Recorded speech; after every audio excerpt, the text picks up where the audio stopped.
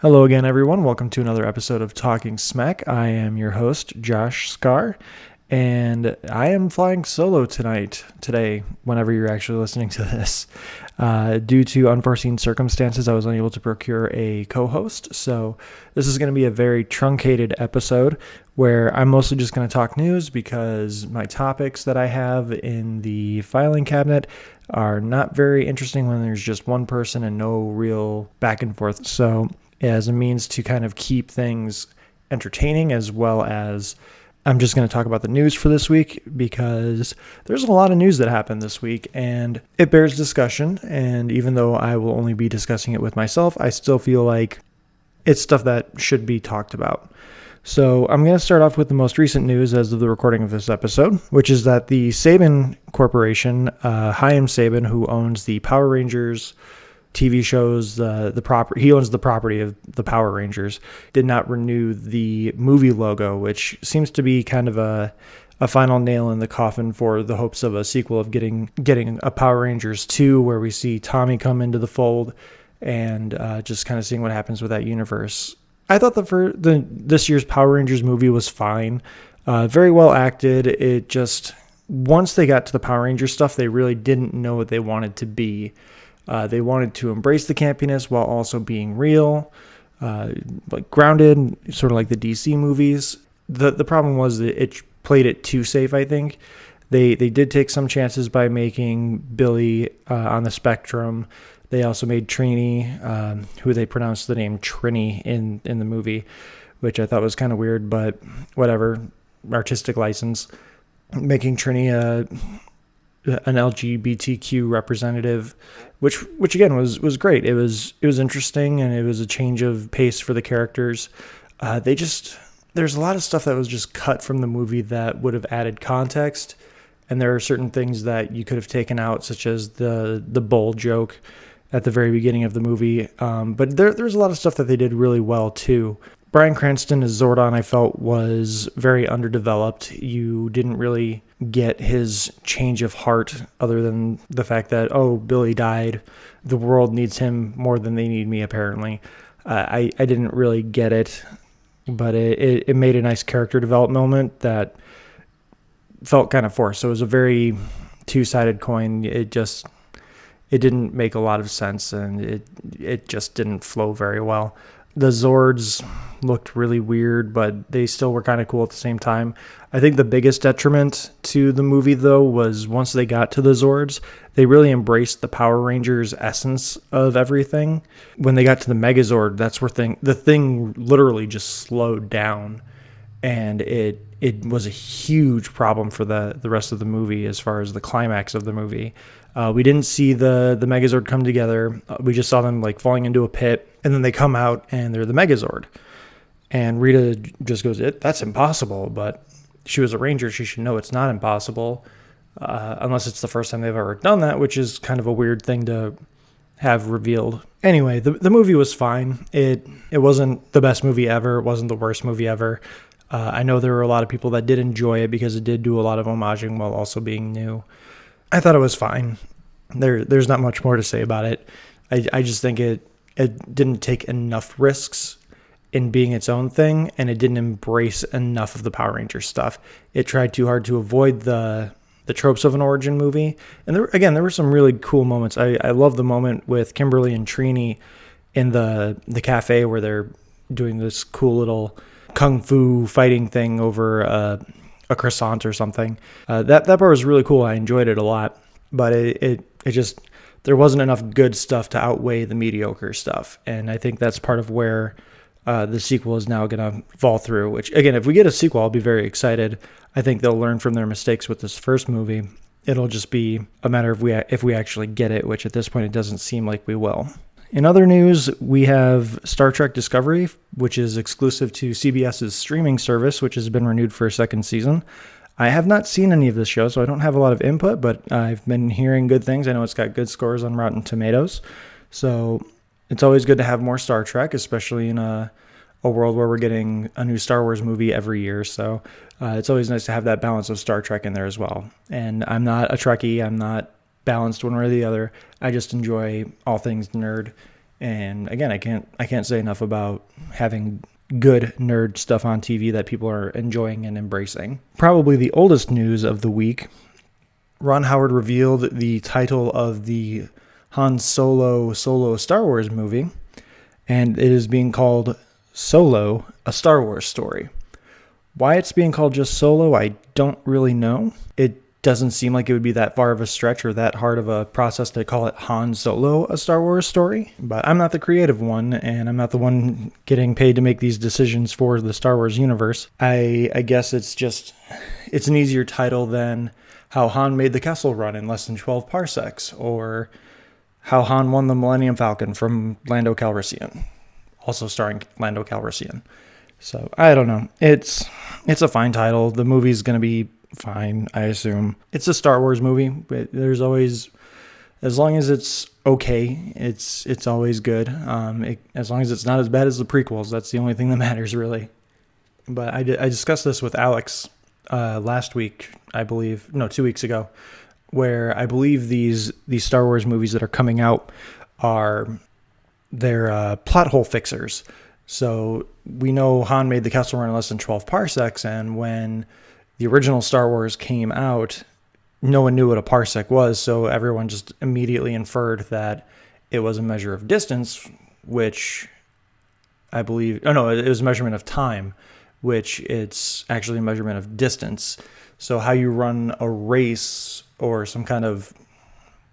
I don't even know what else it would be besides a race. How you run a race in a smaller amount of distance or a better amount of distance, who knows? But again, I think these Star Wars stories are plot hole fixers, because that's basically what we got with Rogue One. While it was an entertaining movie and the third act was really, really gripping, it basically just served to fill the plot hole of, why does the Death Star have this very one minor and specific port that can cause an entire chain reaction to destroy the entire base? So I think that's kind of what we're getting into with these movies. I don't think it's the best premise to go through, but as long as they're getting entertaining movies and it's answering questions that people have, I don't care. I'll gladly watch these movies and buy them and dig deeper into this universe. Moving on to less enthusiastic news, the Sony Venom solo picture has begun production, and I cannot be less enthused about this movie. We've discussed this a few times. The movie is coming out in less than a year, and they've just begun production. I'm assuming it's going to be very heavily CG, and they're probably already working on the CG stuff in the background, and they're just doing a lot of the live action stuff, and that'll be done in a matter of weeks, if not maybe a couple months. I think it's just a giant mess of a picture. It's being put together so quickly and so hastily. Tom Hardy as Venom is fine, especially in a movie where you're not going to have Spider-Man. But if you're having a Venom origin movie without Spider-Man, it doesn't make sense, especially if the rumors are true and we're introducing Carnage as well. For those of you that don't know, Carnage is essentially the offspring of Venom. The symbiote basically has a discharge, to put it nicely, where it breeds asexually the next generation of symbiote, and the Carnage symbiote bonds with Cletus Cassidy, who is an insane serial killer. He bonds with his symbiote so perfectly that, if you're familiar with it, Venom says "we" whenever he's bonded with someone, and the bond is taking. They start saying "we" because it is Venom. It is the symbiote and the host. Where Cletus Cassidy and the Carnage symbiote are bonded so perfectly, they say "I" because they perceive themselves as one entity. It is an interesting foil to Venom, because again, you're going to have someone who is in complete sync with their symbiote compared to someone who is working with as more of a partner. It'll make for an interesting fight, but we've seen these sort of things before. Iron Man versus the Ironmonger, Iron Man versus Mickey Rourke's character that was a mix between Whiplash and the Crimson Dynamo, Doctor Strange versus what was Kaleidoscope Eye's name? I haven't seen Doctor Strange in so long I can't remember, but Doctor Strange versus Mads Mikkelsen's character, I can't remember his name now. It starts with Caecilius, that's what it was. I knew it. I did not look that up for the record. I am I'm just running on fumes right now, but I wanted to get this podcast done. But yeah, Doctor Strange versus Caecilius. Again, they're kind of mirrored images of each other. Captain America and the Winter Soldier, Captain America and the Red Skull. The list goes on with Marvel movies. The Hulk and the Abomination. It just seems like that's kind of the trope. Oh, especially Logan, which is something we'll get into later in the year. But Logan was a huge sin on that one, fighting a literal mirror image of yourself. Again, I don't necessarily think it'll be interesting unless the script is done well enough to really flesh out Cletus Cassidy and his Carnage symbiote, as well as Eddie Brock's Venom partnership. So I don't even want to say it'll be interesting or it'll be fun. I have no hope for this movie. I'll see it begrudgingly, only so I can rip it, because I feel like it's going to be so bad. It might even be the worst movie of 2018. We'll end up finding out one way or another. The close second will probably be the Bumblebee movie, which I believe is releasing the same week or within a matter of weeks with the Han Solo movie, or Solo, a Star Wars story. And I'm sorry, we just discussed that. We'll see. I just have no hope for that movie, especially I believe Avi Arad is attached to it as a producer, and we know what he's done with the Spider-Man franchise. So it's just blah. We're moving on to a new subject, which, again, going with blah. The Justice League movie has been confirmed as being 121 minutes long. For those of you that don't do math, it is 2 hours and 1 minute long. I believe that is including credits, which credits tend to take anywhere between 8 and 12 minutes. So you're basically dealing with about a 150-minute Justice League origin story movie, which is fine. It doesn't have to be. To me, it sounds like Joss Whedon and Jeff Johns and whoever else is making decisions on this story now that Zack Snyder is no longer there. It sounds like they basically just gut all of the fluff and are strictly dealing with the origin of the Justice League, maybe some Flash stuff, because the Flash is the point of view character. So he has to be fleshed out a little bit. They've already confirmed that they've cut out Billy Crudup as Barry Allen's father, who is in prison. So there's some backstory that's going to need to be filled in or just completely ignored. My fear is that it's going to feel disjointed, and there's going to be some comments and some dialogue that you're just going to be sitting there thinking, what does that mean? And it'll just end up in the director's cut that they might release in March or April, whenever the movie actually is released on digital and Blu-ray and 4K and whatever else they come out with nowadays. I don't know. 2 hours is fine for a solo movie. It's easily the shortest DC movie that they've done. Batman vs. Superman was like 2 hours and 40 minutes. Justice League Suicide Squad was I think the shortest at that time at about 2 hours and 10 minutes, I believe. And then Wonder Woman was about 2 hours and 20 minutes. And then Man of Steel, I think, was around 2 hours and 20 minutes as well. So cutting 20 minutes out of the movie, we'll see what Joss Whedon and everyone has in mind as far as what creates a cohesive story. As long as they just don't turn the ending into fighting a bunch of faceless grunts and defeating the bad guy by not even throwing a punch at him. I don't know. It just, the end fight, it feels like it just ends up having to be Avengers every time. And I hope that's not the case. We'll find out in a couple of weeks when Justice League comes out. In other DC news, the Raid director Garrett Evans is in talks to direct a Deathstroke movie, which, for those of you that have been keeping tabs on the DCEU movie announcements, that wasn't announced at San Diego Comic-Con, and Deathstroke was supposed to be the villain in Ben Affleck's The Batman movie. Now with Matt Reeves on the project and doing some script doctoring and rewriting the script from page one, I think Deathstroke has been removed, but they are keeping Joe Manganiello as Deathstroke from reports. I don't think this movie has a lot of... This just sounds more like DC announcing another movie to get the fanboys hyped. They've announced, I think, somewhere between 12 and 18 movies, and almost none of them have any real productions, pre-production or anything started. They're just like, we're doing a Batgirl movie with Joss Whedon. We're doing a Nightwing movie with this guy. We're doing a Shazam movie, which I'll talk about in a second. We're doing Flashpoint, we're doing this. And Flashpoint is a complete mess because DC is, one, already rebooting their universe, and two, they can't find a director that will stay on for the project to make the project that they want. So there's a huge mess going on with the Flash movie alone. James Wan seems to be doing pretty well with the Aquaman movie, which just wrapped. So that is on pace to be released this coming summer in 2018. A Deathstroke movie, just, I don't know how you put a $75 million to $100 million budget into a movie for a character that I don't think a lot of people in the general audience are really dying to see. I mean, Suicide Squad was a fairly big anomaly, I think. I think people were just really curious to see how Harley Quinn was translated to the big screen, where I don't think the general audience really cares too much about Deathstroke, or they even know who he is. That might be the big thing to keep an eye on, is how does Warner Brothers and DC get Deathstroke into the public eye, sort of like how Harley Quinn has been. But Harley Quinn's been a big part of the public perception because she was in all three Arkham games. She was an immediate sensation from the time she showed up on Batman the Animated Series. Deathstroke has only really ever been in Teen Titans. He had a small spot in Young Justice Season 2.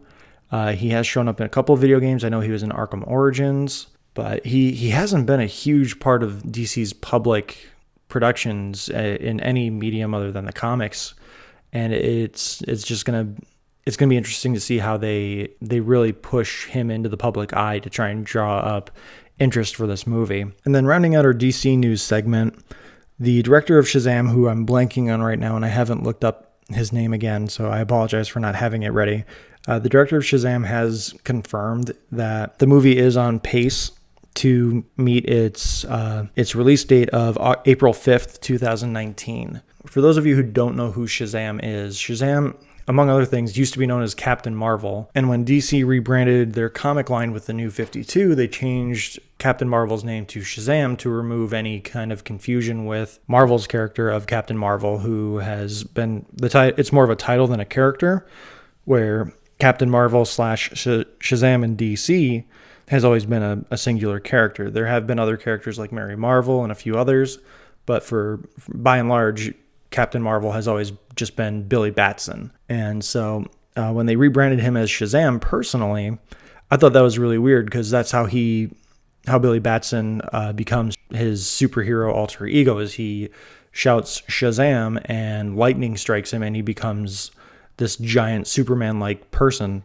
And if his name is Shazam and he says, oh, by the way, I'm Shazam, technically he should get hit by lightning and become Billy Batson, and he should be murdered on the spot by his villains. So I get why they did it, to remove confusion with the Marvel Comics character, but they could have chosen something a little better than just his word. But I know a lot of people think that is his name anyway, so they just kind of embraced it. I don't know if The Rock is actually attached to this movie to play Black Adam, which ADAM, the name, not like the molecule. I know they're also talking about doing a Black Adam movie, which again, along the lines of the Deathstroke movie, I don't think there's a lot of general audiences that would line up around the block to go see this movie. So I don't know what exactly DC's getting at with a Black Adam solo movie, but if he shows up in Shazam, that makes sense, because again, especially in the context of Shazam, if they do it right, a Black Adam villain and being the mirror opposite of the hero makes sense in that universe, because Billy Batson isn't really supposed to be Shazam, especially in the New 52 version. He's basically given the abilities to become Shazam by default. He finds the Elder Magician. I forget what his actual title is. I think it's actually Merlin. I could be wrong. I don't remember. And again, I'm not fact checking. I'm too tired tonight. But I'm going to go with Merlin. I don't care. Merlin is dying, and he has to bestow the abilities of Shazam / Captain Marvel onto someone, and Billy Batson finds him. And so he just takes the abilities and kind of is an asshole with them in the New 52. But that's kind of what they did with the New 52, is it just made all their superheroes assholes. So I know Captain Marvel. I loved Captain Marvel in Young Justice, and I think he's a fun character if done well. DC's been really hitting on the New 52 stuff, even with the new Rebirth comic line coming out, they're really relying on the New 52 stuff for their source material, for better or for worse. So we'll see what ends up happening. I think The Rock as a villain works really well. And I hope, like always, I hope these movies do well, just because, again, in my opinion, we can never have too much of these. So hopefully Shazam does well enough that they can continue to build on this DC universe. Hopefully DC stops kind of stepping on their own feet and saying things that they don't mean, or saying things that are very confusing for the general audience, like how their solo movies are not connected to the DCEU or whatever. I guess they technically don't call it the DCEU internally. That was a phrase coined by a magazine, and people in the internet have just kind of run with it, but they've never actually said this is what we're calling it, sort of what the Marvel Cinematic Universe has done, which is neither here nor there. It's just an interesting little tidbit. Moving on to Marvel news. The Hulk's role in Thor Ragnarok, which next week we will be having a Thor Ragnarok review episode, along with the news segment, which hopefully, again, I will have someone with me.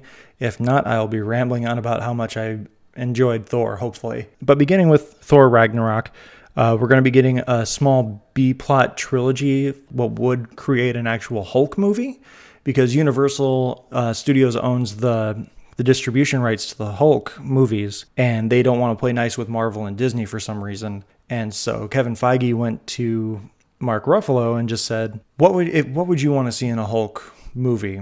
And Ruffalo said, I'd like to see Gladiator Hulk do something, and I'd like to see this, and I'd like to see that. And Feige was on board, and he's like, okay, we can see if we can't work that into something. So what they're doing is they're making the Hulk kind of a primary secondary character, and giving him a primary subplot in Thor Ragnarok, Avengers Infinity War, and Avengers 4, which would essentially culminate into a feature-length Hulk film, which, again, if it's weaved properly and weaved well within the context of the story, could be really cool. And among other things, Gladiator Hulk looks great in Thor Ragnarok, which, from what I'm hearing, it's actually not as big of...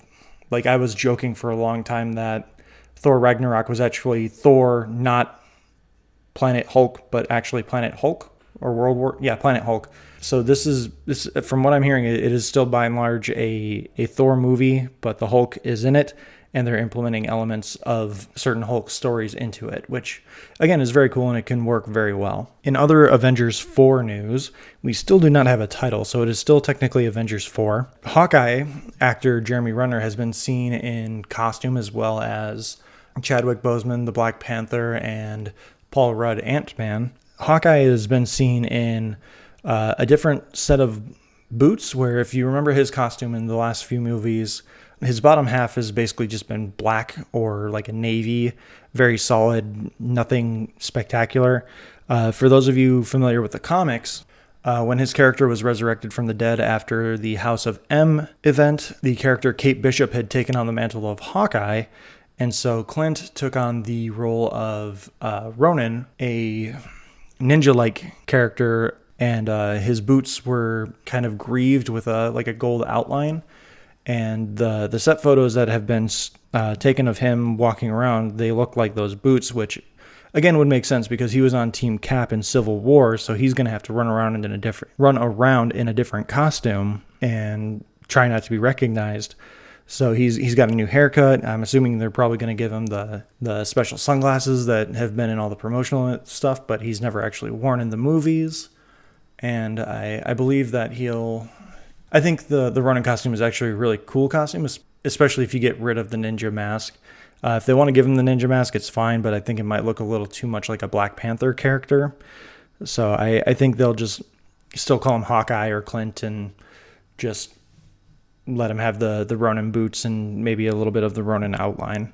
And in the final bit of news, Ben Mendelsohn, famously known as Admiral Krennic in Rogue One, a Star Wars story, is in talks to play the villain in Captain Marvel, Marvel's version of Captain Marvel, starring Brie Larson. we don't know what he's going to be playing. We don't know if his character will be a Skrull. We don't know if his character will be a Kree. As a villain, I'm led to believe that it'll be a Skrull just because they're meant to be, or they've been advertised as the primary villains of the movie. But I assume the Kree will be involved somehow, and they'll be bad guys as well. So we'll see what happens with that. But Ben Mendelsohn plays a villain really well. He falls in line with the whole British trope of if you have an American hero, they have to have a British foil for some reason. And I mean, it also falls into the line of like, oh, aliens are British for some reason. But I like the casting. If he does sign on to play the villain, I'm already on board for Captain Marvel. I think Brie Larson as Captain Marvel, Carol Danvers is a great choice. I think the concept art that was leaked from San Diego Comic-Con looks amazing. I can't get to this movie soon enough. Brie Larson is actually already filming her role in Avengers 4, which is releasing after Captain Marvel, but she'll be filming Captain Marvel after she's done filming Avengers 4. So it's a really weird schedule for her because she's already working on a project that's coming out after Captain Marvel, but she hasn't filmed Captain Marvel yet. And so that's just going to make 2019 all the more better. Again, Captain Marvel can't get here soon enough. That's probably my most anticipated movie of 2019 that's been announced so far, and that's above Spider-Man Homecoming 2 and Avengers 4. So hopefully, fingers crossed, Brie Larson and Kevin Feige and everyone makes Captain Marvel a great movie and just does the character justice, because right now with the aftermath of Civil War, Carol is not the most sympathetic character. They really tried to kind of have their cake and eat it too, where Carol was definitely in the wrong during Civil War 2. But at the end of the day, at the end of the event, they made it that Tony wasn't necessarily fighting her because of her views on the reason they were fighting, but because he was afraid of what the person after her would do, which is a complete cop-out. And it doesn't justify and it doesn't save what Carol was doing in the first place. Which, if you haven't seen it, Civil War II is essentially Minority Report and an ethics class on, can you punish someone before they commit a crime? Can you stop someone before they commit a crime? That sort of thing. Carol is on the side of, yes, we can punish them, and yes, we can stop it. And Tony's on the side of, we need to be prepared. We need to react. We can't be proactive. We need to react, which is very un-Tony-like, but I think they were trying to play up the whole he has learned from the previous Civil War. And again, the Carol's actions in the Civil War II event just did not make her sympathetic at all. And it was a huge, in my opinion, it was a huge spit in the face to fans. And there's a lot of people out there that are behind Carol no matter what. And those people are fine. They're entitled to their opinions, but I just feel that they made her very unlikable in that situation. And the idea of proactively seeking out someone before they've done a crime is a very slippery slope. And it doesn't make sense to me that among everyone out there that Carol Danvers, Captain Marvel, the character that Marvel is trying to make like their number one character right now, they're trying to push her to the forefront. They're trying to make her their Superman, their Batman, as close as they can, if not making her their Wonder Woman at the very least, which again is nothing against Wonder Woman. I hope that the movie does well. They have said that they're gonna take cues from Kelly Sue DeConnick's run with the character, which is by far and away one of the better runs of the character. So here's hoping, and hashtag CarolCore all the way. 2019, I can't wait for you to get here. And that's going to wrap up the news, and that's going to wrap up this podcast for this week. I apologize for those of you that actually enjoy listening to me and whoever I'm working with this in any given week.